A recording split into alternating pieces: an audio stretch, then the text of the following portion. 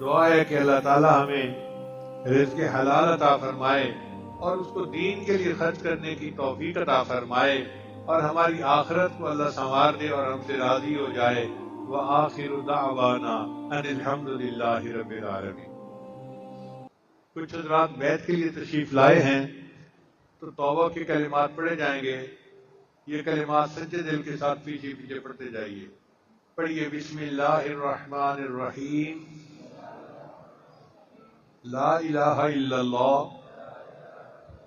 محمد الرسول اللہ، آمنت باللہ وملائکتہ وکتبہ ورسلہ والیوم الآخر والقدر خیرہ وشرہ من اللہ تعالی والبعث بعد الموت، آمنت باللہ کما ہوا باسمائہ وصفاتہ وقبلت جمیع احکامہ اقرار باللسان وتصدیق بالقلب، اشہد ان لا الہ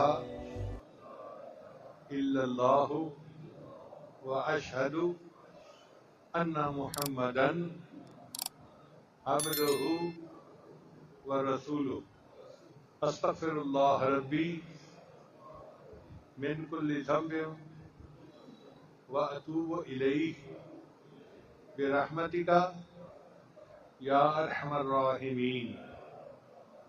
ان کلمات کو پڑھنے سے بیت ہو چکے ہیں۔ چند معمولات ہیں جن کو باقاعدگی سے کریں گے تو اللہ تعالیٰ دل کو منور کریں گے۔ پہلا عمل ہے 100 مرتبہ استغفار صبح و شام پڑھنا۔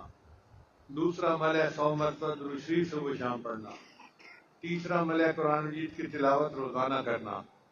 چوتھا عمل ہے چلتے پھرتے ہر وقت دل میں اللہ کو یاد کرنا۔